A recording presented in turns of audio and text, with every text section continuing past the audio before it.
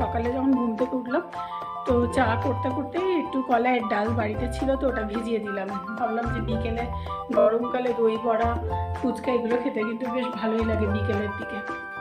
তো আজকে বাড়িতে দেখলাম কলাইয়ের ডাল আছে, দইও আছে, তাহলে একটু ডাল ভিজিয়ে দিই, দই বড়া বানাবো। আর হ্যাঁ, ফ্রিজে পুদিনা পাতাও ছিল, ধনে পাতা পুদিনা পাতার চাটনি দিয়ে এই দই বড়াটার উপরে দিয়ে দই বড়াটা খেতে কিন্তু বেশ ভালো লাগে। তো এই যে ডালটা সকালবেলায় ভিজিয়ে দিয়েছিলাম, 4-5 ঘন্টা এখন ভিজে গেছে, তো ডালটা নরম হয়েছে, ফুলেও জারের মধ্যে ডালগুলো দিয়ে দিচ্ছি, দিয়ে ডালটা ভালো করে পেস্ট করে নেব।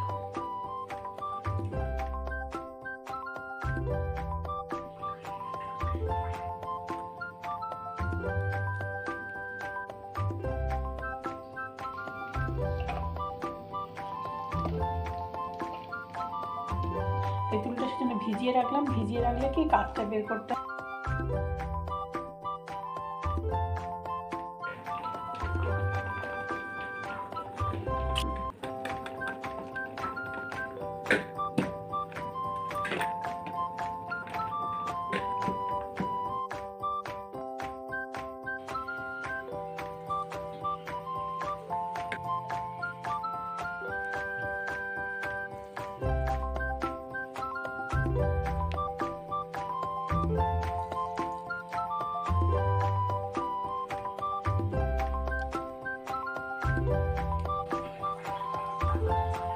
বড়াগুলো বেশ ফুলে ফুলে উঠেছে।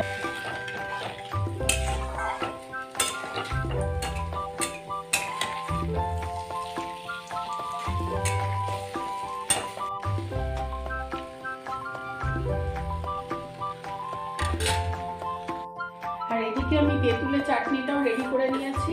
তেঁতুলের কাঠটা বের করে নিয়ে তারপরে ওটার মধ্যে দিয়েছি গুড় দিয়ে ভালো করে ফুটিয়ে নিয়েছি। আর নামানোর আগে একটু ভাজা মশলা, জিরে আর শুকনো লঙ্কা গুঁড়ো শুকনো খোলায় ভেজে নিয়ে তারপরে ওটাকে গুঁড়ো করে নিয়েছি, দিয়ে তারপরে এটাই দিয়েছি চাটনিটাতে, তেঁতুলের চাটনিটাই দেখাচ্ছি।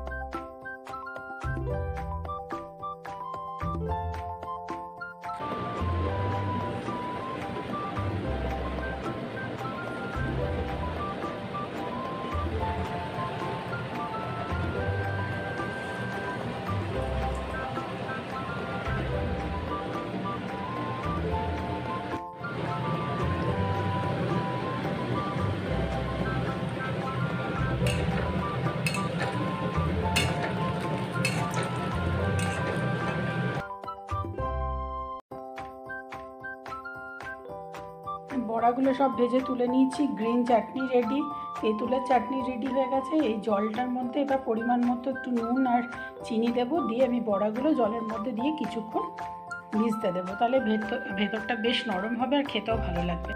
অল্প একটু চিনি দিলাম, অল্প একটু নুন দিলাম।